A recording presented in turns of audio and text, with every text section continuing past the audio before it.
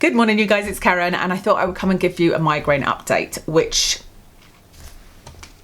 I can't remember where I was the last time I told you about this, but I have been on the double dose of Aimovig for the last few months to see if that worked, and it hasn't worked. The migraine is still as bad as ever. I still have it most days. I get about 2 days a month that are mild, and that's it. The rest of it is either moderate or severe, because I'm obviously doing my diary. But I did have my neurology appointment. It had to be on the phone because he got COVID, but that's okay. I'm just glad he did the clinic, you know. And he told me that the next thing is Adjuvant. I'd actually thought it was going to be Emgality I'm getting, but no, it's Adjuvant is the next thing he thinks I should try. And that he's going to just be sent to me at the end of August. So I'm now in this 3-month washout stage. So in June, July and August are kind of my washout period where I have to not take anything, and then I can take the Adjuvant in August. He also discussed how in the meantime, in this 3-month period, it's a good time to start propranolol, which is a blood pressure drug, but that sometimes works for migraine. And he said that if that works, he didn't have much hope that it was going to work, but he said this is a good time to try it, and then we'll know that it would be that worked. And if propranolol either makes me wheezy or doesn't work, then I could also try topiramate again on a very low dose, which is what I was on before. So that's where we're at. The GP has actually been in touch with me, and I'm seeing them tomorrow to talk about the neurology letter. So I'm assuming this is because she wants to discuss what dose of propranolol to go on and to stop taking my bisoprolol, which is another beta blocker that I'm already on for my heart rate and blood pressure. Coincidentally, I am having issues with slightly with my blood pressure, but more with my heart rate. My blood pressure is mostly okay. It has little spikes, but it's mostly okay. But my heart rate is hugely raised, and it has been for quite some time. So I have to submit these blood pressure readings online to the GP, which I did, and the GP came back and said, your heart rate's too high, you need to book a face-to-face appointment.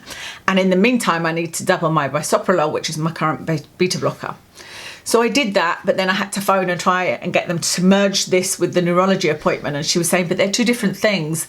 And I was saying to her, but the neurology appointment, I can tell you, is to discuss propranolol, which is a beta blocker, which is used to reduce heart rate, although I'm being given it for migraine.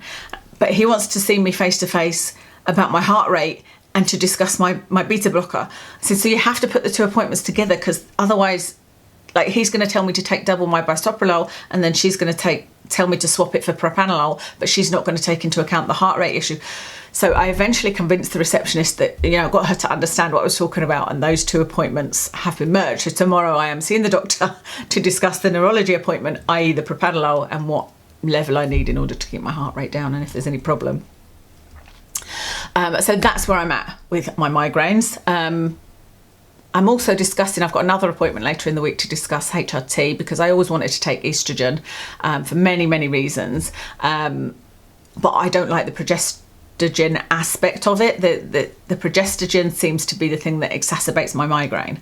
It also seems to be the thing that is giving me spots, and it doesn't make my mood feel great. And that's because it's an androgenic type of progestogen, and I have polycystic ovary, so I'm on anti-androgens. So I'm hoping that, even though I still have my womb, that they will give me estrogen only patches, because I already take cyproterone acetate, which is a progestogen.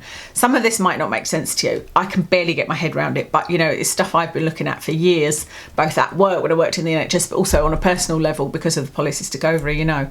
But there's a chance I might just get referred to the menopause clinic, which would be great as well. There was a slight hiccup with all of this, in that, do you remember I told you guys that this new neurologist I'm seeing is lovely? I saw him the first time, and I was there like nearly an hour, and he asked me loads of questions and seemed really interested, and he was saying things to me like, don't worry, we'll get on top of it, even if, you know, in the end it might be a little bit of this, a little bit of that, but we'll find something that works. And I was so encouraged by that. I was disappointed that I needed to have a telephone call with him this time, but he had COVID. What can you do? Like I said, I appreciate that I could speak to him, but he was a little bit rushed. But he still was answering my questions. You know, he was just like I really need to go. He just wasn't as chatty as he was before, and I was like, that's fine. I've got all I need to know. However, I then got another phone call from him 1 week later. So this would have been last week, I think it was, and I was actually in the car, and he said, I'm phoning you because there's just been an alert come out from the company that makes Adjuvie about an allergic reaction to it. And so he said, I just need to talk you through what the symptoms are and see if you're still happy to be sent it. And there is quite a long waiting, so that's why he's ordering it now, or quite a long wait for it. And so he talked me through it, and I said, yes, absolutely. Basically, if you get, if you feel your throat swelling up, if you get a rash, if you feel dizzy, you have to go straight to A&E and tell them about this Adjuvie. I'm going to look a bit more into that, but I said, yes, I'm happy to go ahead because, the thought of not is just quite depressing. And that was fine. But then he started asking me, or he started telling me everything that he'd already told me the week before, like in the same way. And I thought it was really odd because this was an off-the-cuff phone call. It wasn't an appointment. I didn't know he was calling. He was just calling because of the allergy side of this new injection, Adjuvie. But he then started to tell me, right, okay, so I've done that GP letter and that'll be going out tomorrow, and we're going to try you on propranolol, and then if that doesn't work, we're going to put you on topiramate, and kind of, and I was like, yeah, I know all this. You told me this last time. It was just more chatty this time, but almost the opposite to what he, like he was rushed on the phone, and this time on the phone he was like, it's like I couldn't get him off the phone. I was like, okay, yep. And he's like, you still happy with that? And have you got any questions you want to ask me? And I was like, no. And then this is the most peculiar thing. He said, the more migraine medication you take, the less chance there is of it working. And so I don't have a huge amount of hope for the propranolol or the topiramate, but we have to try it, don't we? Because you never know, it could be the thing that works.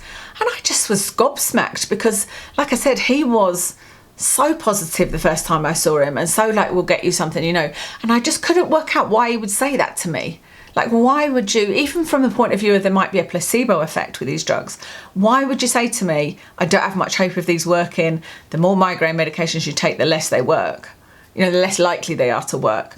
I just was like, why is he telling me this? And I got off the phone and told Kev, well, Kev could hear some of it, he was in the front seat. And I said, Kev said, maybe he's managing your expectations, that you think this is going to be the cure-all and it's not.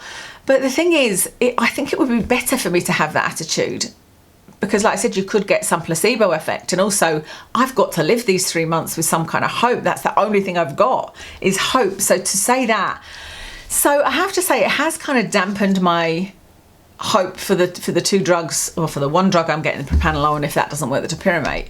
Topiramate's a bloody horrible drug anyway. I'm not, the only good thing about it is I might actually lose some weight because it stops you don't feel like eating as much. But yeah, that was just odd because he was so positive before. So to just sort of say that, and like I said, it just seemed like I couldn't get him off the phone. It was very, very peculiar. But anyway, we'll see what happens. All I can do is try it. At least then I can go, you know what, I've tried it. I've tried everything you've suggested. What can you do? I don't know. I think the next time I get to see him, which won't be until November, and when I've been on 3 months on Adjuvie, if the Adjuvie isn't working, I'll say to them, like, at some point you've got to allow me to take tramadol more than 15 days a month because it works for me, and nothing else is clearly working. So help kind of thing, Anyway, that's all there is to tell you. That's everything that's going on with health and migraine and whatnot. I will come and update you if there's anything to update you on. And I hope that you guys are all doing well. I'll speak to you soon.